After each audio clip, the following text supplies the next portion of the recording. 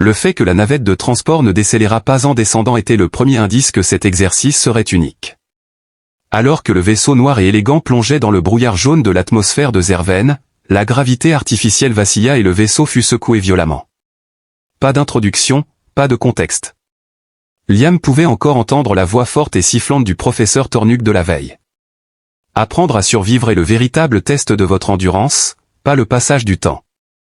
À l'époque, les étudiants pensaient que c'était juste une autre leçon dramatique et riaient. Personne ne riait maintenant que les portes de la navette s'étaient grandes ouvertes et qu'une lumière blanche éblouissante inondait la cabine. Se tenant côte à côte avec 20 autres cadets, tous revêtant des combinaisons standards conçues pour résister à une hostilité atmosphérique modérée, Liam Torres se distinguait. La coque en polymère renforcée s'érodait déjà à cause de l'air acide avant même que nous ne mettions le pied dehors. Autour des joints du col, un léger crépitement résonnait. Les narines dilatées d'un cadet trilien aux écailles vers Lim captèrent une odeur dans l'air et il se contracta à côté de lui. De la vapeur commença à s'élever de ses bottes dès que ses pieds griffus touchèrent le sol marécageux. Il manquait de terre ferme. La puanteur de la décomposition et du soufre s'échappait de l'énorme boue visqueuse de boue brun foncé. Des vapeurs visqueuses et malodorantes les entouraient aux chevilles. De minces arbres tordus, leur écorce cloquée et en larmes, se dressaient au loin comme des doigts de corps enterrés. Il y avait des mares vertes partout, et de temps en temps elles bouillonnaient comme si quelque chose vivait en dessous. Ces mesures de visière clignotèrent en rouge dès que Liam maintint un rythme respiratoire régulier. Au contact direct, l'air est hautement toxique, la terre est instable, et le taux d'humidité acide est mortel. La navette qui les suivait alors décolla silencieusement. Le vent rugissant de Zerven et le murmure tranquille du marais étaient les seuls sons, il n'y avait ni voix ni instruction. L'anxiété se répandit rapidement. Un groupe d'Euroxiens hypocrites a essayé de monter une tente pliable, mais l'acide a dissous le métal, provoquant des sifflements et des déformations. Un autre cadet, une Sarnari timide avec des branchies courant le long de son cou, sauta sur ce qui semblait être une étendue de terre sèche. Cependant, lorsqu'elle s'est fissurée et s'est effondrée, il s'est avéré que ce n'était rien de plus qu'une fine croûte flottant au-dessus d'une mare acide. L'acide avait déjà déchiré sa couverture extérieure, mais elle criait et se débattait de douleur. Pour éviter de rêvasser, Liam inclina la tête. Le vaisseau spatial avait disparu. Les chevaux n'étaient pas présents. Ici, nous avions notre test. Chacun de leurs poignets avait un minuteur qui bipait une fois. 42 heures. Liam s'éloigna du groupe d'enfants. La pensée de groupe menait au désespoir, même si rester ensemble semblait plus sûr. Il avait remarqué qu'avec la plupart des animaux, en particulier lorsqu'ils étaient sous pression, les actions précipitées aggravaient généralement les choses au lieu de les améliorer. Le nombre de cadets qui survivraient était un mystère pour lui. Cependant, il n'était pas disposé à faire confiance à un leader dont le contrôle était incertain quant à leur survie. La distance et la perspective étaient ce dont il avait besoin. Il progressait prudemment à travers le marais, cherchant des motifs dans la hauteur du terrain, des groupes de plantes, tout ce qui pouvait fournir une sorte de soutien. Après 10 minutes de mouvement constant, il tomba sur une sorte de clairière légèrement surélevée entourée de croissances fongiques, de grands champignons larges avec des couronnes violettes ternes. Ce n'était pas la couleur des chapeaux qui attirait son regard, mais plutôt leur subtil scintillement à la lumière. Il flottait sans danger au bord d'une mare verdoyante, indifférent à l'acide et aux odeurs. À ma connaissance, cela n'avait jamais été fait auparavant. Il s'est accroupi à côté de l'un d'eux et l'a délicatement piqué avec une sonde en métal. La couverture qui maintenait la forme était épaisse et quelque peu caoutchouteuse. Bien qu'immergés, les tiges ne montraient aucun signe de dégradation ou de désintégration. Une étincelle de réalisation s'alluma dans son esprit. Les champignons extrémophiles étaient décrits dans ses lectures terrestres comme des créatures qui prospéraient dans les régions de drainage acide des mines. Peut-être qu'il y a quelque chose de similaire dans notre région. Un cri lointain interrompit son train de pensée, même s'il flotte. Peut-être un autre de mes élèves ? Au lieu de regarder en arrière, il continua. En fait, il a sorti un micro-échantillonneur de son kit de survie. D'un geste délibéré, il a soigneusement retiré un petit morceau de tissu du bord du champignon et l'a placé dans l'analyseur portable. L'écran scintilla. Découvert des alcaloïdes organiques. Stable dans des situations avec un pH élevé, flotte sur l'eau et est inoffensif pour les gens. Les pupilles de Liam se sont contractées. Ce n'était pas un accident. C'était le début d'une stratégie. Réactif, il s'est assis et a réfléchi. Il pouvait éviter l'acide, prendre de la hauteur et, surtout, protéger son équipement et ses provisions en utilisant une plateforme flottante. Cependant, des champignons plus gros étaient nécessaires. Neil ne savait jusqu'où s'étendait cette parcelle.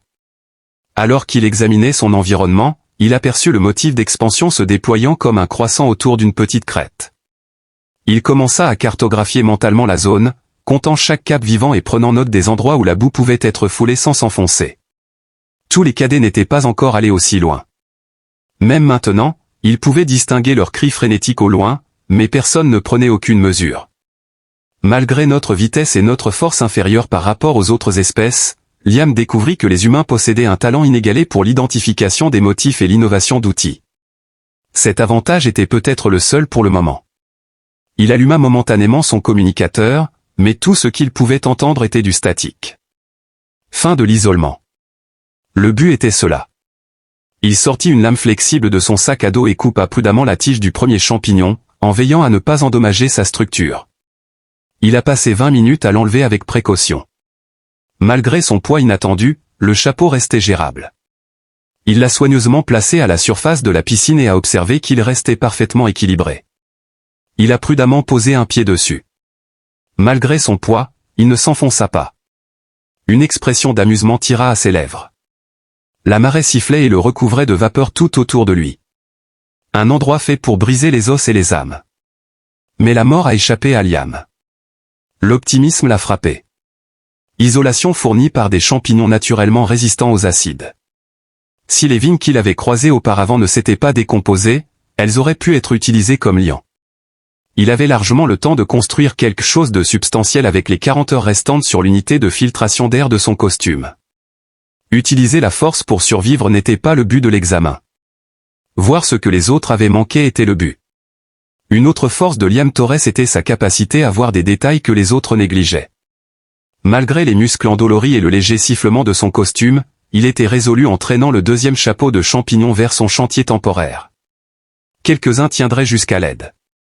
Construire le sien serait son intention. Les lunes jumelles de Zerven commençaient à se lever alors que la première nuit approchait. Alors que la brume jaune s'épaississait, des hurlements provenant des marais résonnaient au loin. Pas Liam, cependant. Il a commencé par attacher les 2 premières capsules ensemble et a posé les bases de ce qui allait s'avérer être le seul véritable refuge dans ce cauchemar imbibé d'acide. Le procès allait commencer, et il était prêt. Liam fut réveillé par la lumière tamisée et rythmique du crépuscule à Zerven. Pendant la nuit, la brume acide s'était épaissie, recouvrant tout d'une brume laiteuse qui scintillait comme de l'huile sur l'eau sous les 2 lunes. Il déplaça délicatement les 2 chapeaux de champignons qu'il avait fixés ensemble plusieurs heures auparavant. Malgré son manque de sommeil, la plateforme était restée intacte toute la nuit. Il était sur le point de se réveiller de son sommeil à chaque bruissement dans le brouillard et à chaque bulle remontant des marais. Bien qu'il se soit attaché avec un harnais rudimentaire fabriqué à partir de sa ceinture utilitaire et d'une corde récupérée dans son kit de survie, son état d'esprit était constamment sur le qui-vive. Ce monde pourrait abriter un nombre incalculable de prédateurs dangereux. À part l'angle de montée du soleil, l'air devenait également plus chaud en raison de l'intensification de la réaction entre la surface acide et l'humidité environnante. À mesure que le contact chimique s'intensifiait, les vapeurs l'entourant commencèrent à crépiter subtilement. Les avertissements commençaient à apparaître plus souvent sur son visière. Le taux de détérioration de l'ensemble est de 8% et augmente. Ne pas perdre un instant allait lui coûter cher. Plusieurs groupes de champignons flottaient dans la boue au nord-ouest de Liam alors qu'il observait son radeau. Il semblait y avoir moins de boue bouillonnante et de gouffres, rendant le terrain un peu plus sûr. Il grimpa prudemment, se courbant pour ne pas renverser la structure précaire. Il décrocha le harnais de sa ceinture avec une précision méticuleuse et attacha une extrémité au radeau, créant un filet de sécurité improvisé au cas où il glisserait et tomberait dans le marais. Un morceau plat de débris composite qu'il avait gardé de son équipement a ensuite été utilisé pour pagayer. Recyclé à partir d'un panneau solaire pliant, il est maintenant utilisé comme substitut de minerai. L'odeur forte de pourriture et de soufre l'enveloppait comme une seconde peau à mesure qu'il avançait. Filtrer les polluants mettait une charge sur son appareil respiratoire. Mais il y avait un objectif qu'il refusait de quitter. Échelle. 2 champignons avaient soutenu son corps. Mais il avait besoin d'un bastion assez grand pour abriter lui-même, ses provisions, ses outils, et peut-être même plus de personnes s'il voulait une véritable sécurité. Il arriva au nouveau groupe et grimpa prudemment sur l'un des sommets les plus élevés. Sous son pied, cela se balança, mais finit par se stabiliser. Celui-ci avait un profil plus plat et plus large et un extérieur poreux qui absorbait peu de chaleur et d'humidité. À genoux, il étudia son ventre, prenant note de sa structure branchiale particulière qui ressemblait à des membranes superposées et de la sécrétion apparente d'une substance alcaline d'origine naturelle. Il eut la soudaine réalisation que c'était peut-être le mécanisme par lequel le champignon absorbait l'acide, formant une délicate barrière protectrice. Il utilisa son laboratoire portable pour effectuer un rapide test chimique après avoir prélevé un échantillon du bord. Ses soupçons ont été validés par la lecture. L'environnement acide a été rejeté par la surface du champignon, qui a maintenu son pH près de la neutralité. Non seulement il était résistant, mais c'était aussi un mécanisme de défense. L'un des exemples les plus étonnants d'adaptation naturelle qu'il ait jamais vu se trouvait devant lui. Afin de maximiser la surface, il commença méthodiquement à les récolter en enlevant les tiges près de la base. C'était un processus fastidieux et long. Bien qu'il le protège, les gants de sa combinaison rendaient la manipulation habile difficile. L'acide devenait si mauvais qu'il devait s'arrêter toutes les quelques minutes pour l'essuyer de ses bottes et de son visière, le sifflement et le crépitement s'aggravaient. Il avait 5 autres casquettes en sa possession et les avait assemblées en un radeau de fortune avant midi. La base était suffisamment large pour qu'il puisse y tenir debout, alors il commença à utiliser les bandes de câbles caoutchoutés qu'il avait dans sa boîte à outils pour renforcer les joints. Tout ce qu'il avait, c'était la pression et la tension, il n'avait ni boulon, ni colle, ni clou.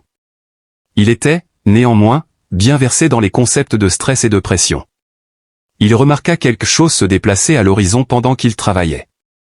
Courbés et traînant leur équipement, 3 cadets titubèrent dans le brouillard. L'un d'eux était une créature drunari naine, semblable à une roche. Une autre était une femme grande, à la peau de verre et aux jambes allongées, probablement originaire du secteur de Nilvar. Malgré son apparence maladroite et malade, le troisième était clairement humain ou du moins humanoïde. Liam resta silencieux. Au lieu de cela, il attendit de voir si quelqu'un l'avait remarqué. Enfin, le cadet des drunari lui ordonna de s'approcher. Ils ont dévié de leur trajectoire et se sont approchés doucement de son radeau. Visiblement confus sur la suite des événements, ils s'arrêtèrent au bord de la mare marécageuse. La terre semblait bouillonner de manière menaçante, et personne ne semblait prêt à se lancer. Une voix brisée et rauque sortit de la femelle Nilvarin alors qu'elle essayait de communiquer. L'exposition avait tendu ses cordes vocales. Un homme avec une tête rasée et une visière brisée, le cadet humain, leva une main tremblante. Refuge, il croassa, sa voix à peine audible à travers l'air dense. Liam demanda hésitativement. C'était lui qui avait construit le radeau. L'incertitude augmentait lorsque l'indice de masse corporelle augmentait. Moins d'argent pour tout le monde. Pourtant, il était conscient que le but du test allait au-delà de la simple survie. Il y avait une insistance sur l'observation, la créativité et la moralité. Il a déjà démontré sa capacité à construire. S'élever était la prochaine étape. Il leur fit signe de se lier en lançant une liane tordue vers le bord de l'eau. Prudent de ne pas les faire chavirer, il les traîna un par un à travers le marais étroit et vers le radeau. Le radeau s'enfonça un peu lorsque le dernier cadet monta à bord, mais il ne fut pas endommagé. Soudain, le cadet humain tomba au sol, haletant d'oxygène alors qu'il toussait et cherchait de l'air filtré. D'un geste habile, Liam lui tendit son respirateur de rechange. La brume acide brûla la peau translucide de la femelle nvarienne alors qu'elle replia ses membres à l'intérieur. L'érosion marquait la coquille solide des drunaris immobiles. Ils étaient tous sur le point de s'effondrer. En un clin d'œil, il a fabriqué un auvent d'ombre avec sa couverture de survie et des piquets de champ brisés. Pour concentrer l'air filtré, il a placé le dispositif respiratoire près du centre et l'a mis en mode recyclage. Puis il apaisa leur peau et leur gorge avec de petites quantités de son gel hydratant. Ils étaient encore en vie, mais ses provisions s'épuisaient. Le temps s'écoulait. La brume se leva juste assez pour montrer l'horizon dans des tons variés de vert atténué et de gris. Le radeau a été repositionné par Liam afin qu'il s'ancre près d'un affleurement rocheux qui émergeait de la mer. Il a réduit la dérive en l'attachant fermement avec des vignes. Le radeau autrefois petit semblait maintenant plus un camp flottant avec des gens à bord qu'une simple plateforme d'atterrissage. Le soleil se coucha encore une fois, peignant le marais d'un rouge meurtri, tandis que Liam était assis au bord du radeau, regardant l'horizon. Derrière lui, les autres dormaient agitément. Ses relevés de combinaison ont été vérifiés par lui. Les réserves d'oxygène restent inchangées, la température interne augmente, et l'intégrité structurelle est à 76%. Peu importe à quel point il était fatigué, il ne cessait toujours pas de bouger. Il avait trouvé quelque chose d'important. On pouvait construire des murs avec les champignons, les utiliser comme boucliers, ou les superposer pour l'isolation. Il pourrait être capable de construire des bâtiments imposants s'il découvrait des grappes encore plus grandes. Bien que délicates, les vignes pouvaient être tressées ou doublées.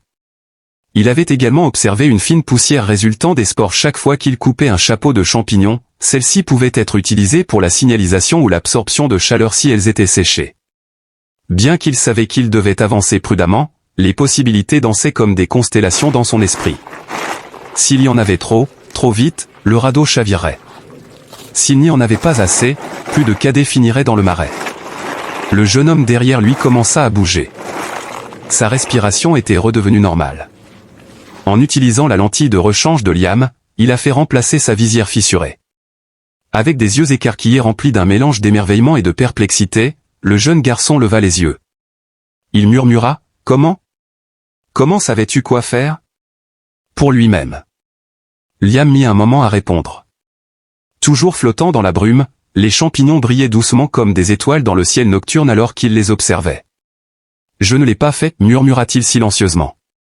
J'ai juste commencé à observer ceux qui avaient survécu. » Et sur ce, il se leva et commença à tracer ses prochains mouvements, plans, couches et évolutions. Cela ne constituait pas une situation de survie. Il venait à peine de commencer son voyage dans l'invention. Après une nuit reposante, Liam se réveilla au son des efforts de conservation, et non d'un marais paisible. Personne ne pouvait arrêter Zorven. La substance reposait, rouillait, et mijotait. Après avoir reposé pendant des heures sur des chapeaux de champignons écrasés, le lit de vigne improvisé n'a guère atténué l'angoisse sourde qui irradiait dans son dos, alors il se leva en se courbant. Leur respiration faible trahissait leur fatigue et leur déshydratation, mais les autres continuaient de dormir. Son apathie envers leurs actions était compréhensible. Le fait qu'ils aient tous survécu après avoir poussé leur corps à leurs limites était un indicateur de la force de leur volonté. Néanmoins, Liam n'était pas d'humeur à relâcher la pression. Maintenant, il pensait à plus que simplement rester en vie. La pastille nutritive attachée à son collier avait été déclenchée par lui. Des protéines, des électrolytes et un arrière-goût amer rappelant les épinards crus ont été libérés dans son système grâce à la petite poche de gel. Ce n'était pas satisfaisant, mais cela fournissait de l'énergie, et il en avait besoin de chaque goutte. Malgré son expansion, le radeau restait simplement une plateforme. Il rêvait d'un havre qui pourrait le protéger des éléments, y compris la chaleur, la vapeur acide, le vent et la pluie. Il ne suffisait pas de flotter au-dessus de la mort. Pour le surmonter, il devait l'ignorer. Là où Liam avait attaché les champignons avec des fibres de vigne, il examina les coutures du radeau. Après avoir été stressé par le poids supplémentaire et les petits changements d'équilibre pendant la nuit, quelques-uns des nœuds s'étaient défaits. Il les a rendus plus sûrs en ajoutant des liaisons croisées et en enfilant de vignes à travers les encoches du bord du capuchon. Après cela, il sortit son analyseur portable et sortit les scans structurels qu'il avait enregistrés. Une des capsules était devenue molle et avait commencé à s'affaisser au coin, mais les autres étaient encore intactes. Il nota l'idée de s'en procurer un nouveau avant le déjeuner. Il s'approcha du bord du radeau et scruta le brouillard épais. Il aperçut une lueur de mouvement au-delà du sommet sud-est, de longues tiges se balançant dans un mouvement rythmique et lent. Une variété de champignons, peut-être même des plus exotiques. En passant son sacoche sur son épaule, il récupéra un kit d'échantillonnage, une bobine de vigne et sa lame. Il utilisa une tige brûlée pour graver un symbole d'avertissement au centre du radeau avant de partir, au cas où l'un des autres se perdrait et tenterait de le suivre. Le voyage jusqu'à la crête a pris plus de temps que prévu. Parce que le sentier était instable, il devait sauter d'une flaque de semi-pétrole à une autre, en faisant attention à ne pas rester trop longtemps sur une seule surface. Des flaques d'acide sifflaient chaque fois qu'elles étaient déplacées. Un halo de vapeur entourait ses chaussures. À 2 reprises, il dut s'arrêter et appliquer rapidement de la mousse basique de sa ceinture pour neutraliser la corrosion. Enfin, il arriva aux tiges. Contrairement aux autres champignons, ceux-ci avaient des tiges plus grosses, des chapeaux plus noueux et un dessous fibreux qui ressemblait à du muscle tissé. Sous l'un d'eux, il s'est agenouillé et a caressé la couronne. Il n'y avait aucune flexibilité lorsque vous appliquiez une pression sur sa texture épaisse et quelque peu caoutchouteuse. Ses lèvres se sont courbées en un sourire. Cela pourrait servir de renfort vertical. Ramassant 3 bouchons à la fois, il les coupait délicatement et les ramenait en utilisant un système de cordes attachées autour de sa taille. Tout le monde était déjà réveillé quand il est revenu à le radeau. Le cadet de Drari était assis, les bras croisés sur la poitrine, tandis que la brume acide de l'aube se reflétait sur la carapace dans son dos. Sa peau était moins translucide et ses mouvements plus contrôlés, rendant la femelle novarienne plus agréable à regarder. Le petit enfant semblait essayer de se rappeler le contour du soleil alors qu'il s'agenouillait au bord du radeau et fixait le brouillard. À l'arrivée de Liam, ils restèrent tous silencieux. Après avoir ramassé les champignons, il les a rangés dans un coin du radeau et s'est mis à construire une autre partie de la plateforme. Enfin, le jeune homme se leva et s'approcha. « Construisons-nous quelque chose de permanent » dit-il. Au lieu de lever les yeux, Liam resta les bras levés. Chacun de nous a dit « Nous construisons quelque chose qui durera plus longtemps que la panique. » Puis les autres ont emboîté le pas.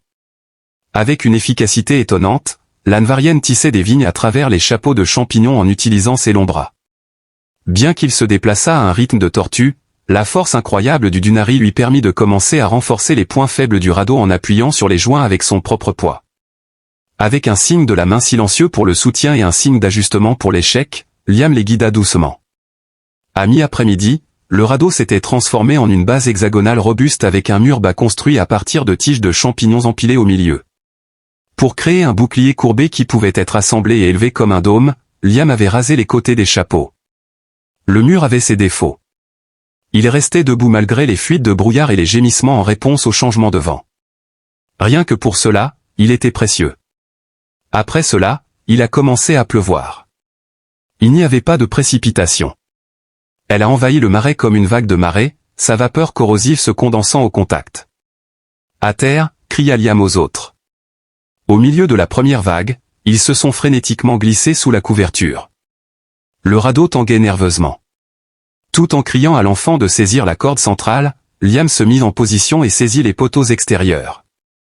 Bien que les chapeaux des champignons aient absorbé le gros du choc, l'acide siffla sur tout ce qu'il touchait. Cela rongeait les coutures des manches de Liam et saturait ses gants. Alors qu'il serrait les dents, il jeta une bâche sur le dôme et la fixa avec des poids en vigne.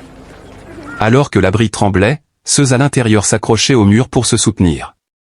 Pendant 30 minutes d'angoisse, la tempête a traversé le ciel.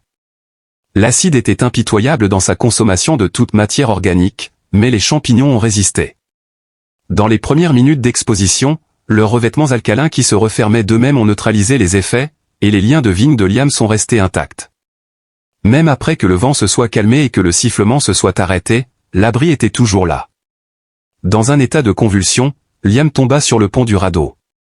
Tous ses gants sauf un restaient. Ses doigts picotaient.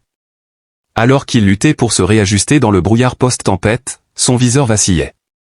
Cependant, un sourire échappa à ses lèvres. Le plan avait réussi. Pendant que tout le monde mangeait ce soir-là, il s'est assis tranquillement. L'Anvarienne avait utilisé ses propres sécrétions pour ouvrir une capsule alimentaire scellée et en extraire les nutriments. Liam hocha la tête en signe d'acceptation lorsqu'elle lui en offrit un peu. Encore une fois, le jeune qui était humain dit. « Vous auriez pu nous abandonner là-bas, mais vous ne l'avez pas fait. Tu nous as traînés de l'autre côté. Tu as construit tout ça, pourtant Liam n'a rien dit en réponse. » Le garçon continua, sa voix plus douce. « Pourquoi ?» demanda Liam, levant les yeux au-dessus du marais en apercevant l'apparition de nouveaux nuages au loin. « Pourquoi ?»« Parce que survivre seul, c'est facile, expliqua-t-il enfin. Mais survivre et créer quelque chose, c'est plus difficile, et c'est ce qui rend cela digne d'être fait. » Les autres ont cessé de parler. Avec ses énormes mains serrées en poing, le Drunari regardait dans le brouillard. Avec ses membres repliés, l'Anvarienne appuya sa tête contre le mur. S'appuyant en arrière, l'enfant ferma les yeux. S'approchant du bord du radeau, Liam examina la rive. Les cordages s'étaient à nouveau déplacés. Demain, il devrait les renforcer, et la coupole nécessiterait également un renforcement au cas où le vent se renforcerait. Cependant, quelque chose avait été construit, au-dessus de l'acide et de la mort. Pas simplement un radeau, mais un message et un endroit où rester. Même avec ses gants encore enfilés, les mains de Liam étaient enflées et couvertes de cloques au matin du 3e jour du défi.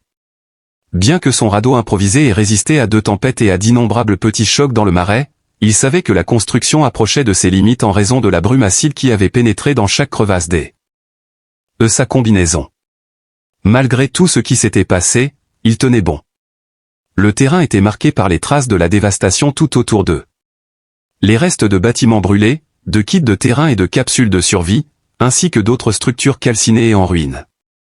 C'était soit du délire, soit s'accrocher aux ruines que faisaient les quelques-uns qui avaient survécu aussi longtemps. Avec tout ce qui l'entourait conspirant à le briser, son radeau était devenu le seul roc de stabilité. Comme Liam l'avait maintenant découvert, le jeune homme connu sous le nom de Nathan avait commencé à surveiller les conditions météorologiques avec une lentille rudimentaire qu'il avait fabriquée à partir d'un éclat de visière et de tissu polarisé.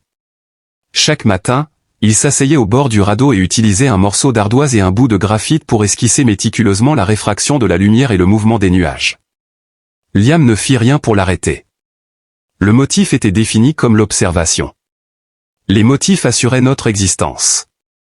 Elsa, la fille nvarienne, avait montré une plus grande flexibilité que prévu. Contrairement à la combinaison de Liam, son corps autrefois faible pouvait désormais supporter l'environnement acide avec une relative aisance. Elle agissait avec un calcul habile, tissant fréquemment de nouvelles lianes avant même que Liam ne le demande. Sa voix exhalait la précision même si elle parlait rarement. La nouvelle s'est répandue alors que le radeau devenait plus solide et que le dôme devenait plus poli. Quelques autres cadets se sont présentés. Un grand soldat mince nommé Nick et 2 des soldats au cœur brisé mais poli de Rickens se sont présentés. Leur embarquement était conditionnel à l'approbation de Liam. Faites une contribution ou partez. Il ne pouvait plus tolérer la folie. Il n'avait jamais eu l'intention d'être un leader, mais il le devint en raison des circonstances. L'air était rempli d'un bourdonnement étrange autour de l'heure du déjeuner. Debout au point le plus élevé du radeau, Liam fixait la dense brume jaune en plissant les yeux. Jusqu'à présent, il n'avait rencontré aucun phénomène naturel produisant le son audible. C'était planifié. C'était insensible. Les cieux se sont alors ouverts. Des cieux en dessous d'eux, un long drone serpentin glissa, ses plaques métalliques et ses écailles bleues scintillant. Son flanc avait le faible éclat du symbole de l'Académie galactique. Il flottait silencieusement dans l'air avant de retirer un panneau de son ventre. Une image apparut sur un écran. Le professeur Tornox se matérialisa, son spectre mesurant 20 pieds de haut au milieu de la brume. Il siffla et parla d'une voix glaciale et amplifiée. Un BEDEX. Le 3e jour. La phase d'observation est terminée. La dernière escalade est sur le point de commencer. La mâchoire d'Allison se crispa. Elsa le regarda et se leva lentement. En un instant, Nathan était paralysé. La projection a continué en disant que vous aviez fait preuve de flexibilité. Cependant, le travail d'équipe n'a jamais été destiné à être une solution à cette simulation. S'appuyer trop sur les structures de groupe va à l'encontre des normes de performance individuelle. Avec un cri dans la brume, Liam avança. Notre survie est punie par vous.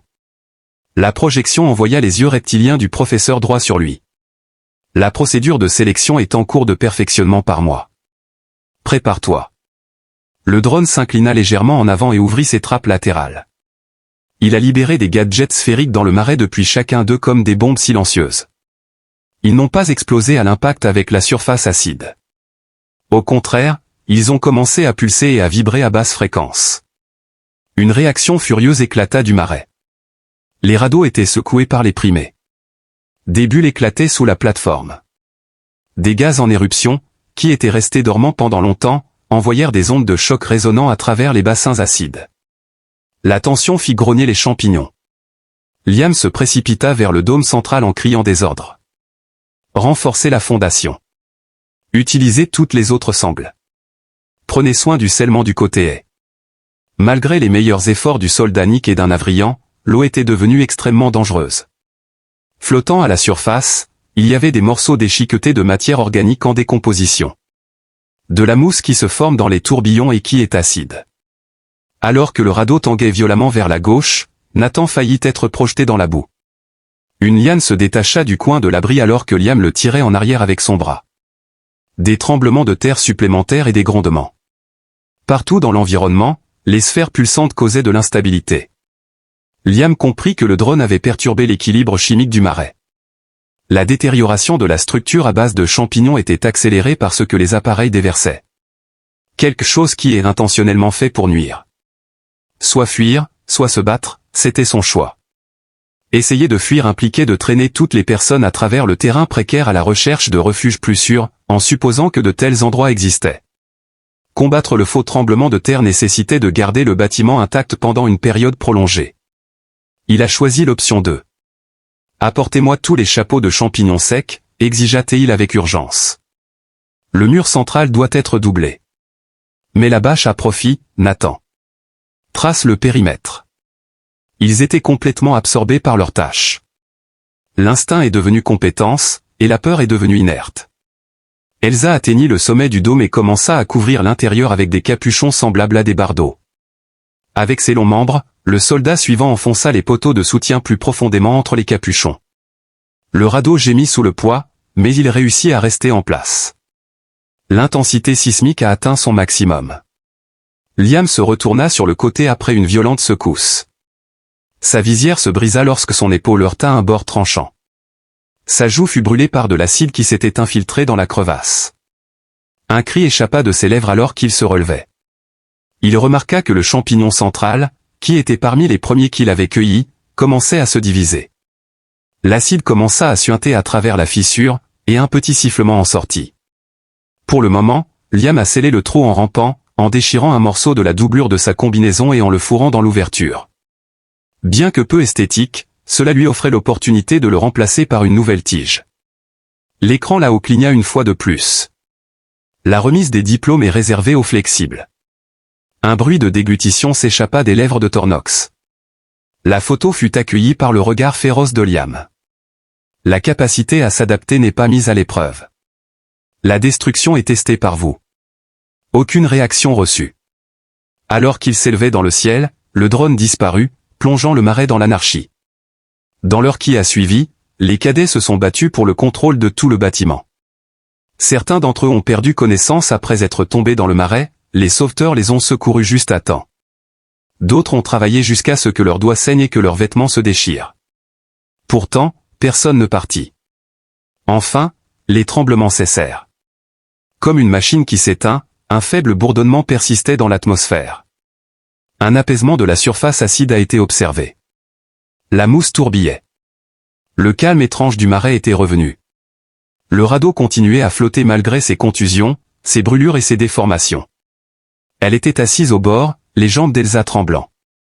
Enroulée dans un coin, le visage de Nathan était pâle. Près du milieu, les Avrians se regroupaient. Le soldat de Nick posa sa tête sur un pilier de soutien et ferma les yeux. Essuyant l'acide et le sang de son visage, Liam se leva prudemment. Sa voix était rauque. Reposez-vous pendant 1 heure, inspectez les sangles, puis faites tourner tout en les surveillant. Personne ne l'a contesté. Il se sépara de la foule et se dirigea vers l'extrémité du plateau. Il avait besoin de quelques instants de calme malgré la douleur dans son corps et l'intensification de l'angoisse dans sa joue. À la lumière déclinante du marais, le dôme en forme de champignon projetait de longues ombres. Il leva les yeux vers le ciel, le même endroit où le drone avait disparu. Son cœur était en proie à une rage, dirigée non seulement contre Tornox mais aussi contre le système d'entraînement qui sanctionnait une telle brutalité. Cependant, une autre émotion se cachait sous la fureur. Découvrez la réponse. Traverser cela n'était plus son objectif principal. Il souhaitait pouvoir le changer. Même lorsque le drone disparut sous l'horizon, la couverture nuageuse au-dessus de Zerven persista, laissant derrière elle une légère ecchymose. Le marais était étrangement silencieux, comme si la terre était entrée dans une attente tendue, et les vents acides s'étaient calmés. Alors qu'il se tenait sur le radeau branlant, Liam vit le reflet du dôme danser à la surface du film scintillant au-dessus de la mare acide. La couche extérieure de sa combinaison le maintenait à peine, et son visage était brûlé. Sa visière était également brisée. Il avait dormi seulement 40 minutes au cours des 2 derniers jours, et la douleur dans ses jambes était devenue si persistante qu'il ne ressentait plus les piqûres aiguës. À la place, il ressentait le poids écrasant de la fatigue et des pensées incessantes qui couraient dans son esprit. Les autres restaient silencieux alors qu'ils cherchaient refuge dans l'ombre de l'abri, certains s'accrochaient à l'anneau intérieur même après qu'il soit parti. À ce stade, le radeau n'était plus qu'une simple structure. Il s'était transformé en un havre grâce à la résistance, aux épreuves et au désespoir. Ce n'était plus une plateforme de secours improvisée. Adaptée pour flotter sur des créatures vivantes et maintenues ensemble par la nécessité mutuelle, l'instinct et l'inventivité, Liam l'avait transformé en une combinaison d'ingénierie et d'adaptation.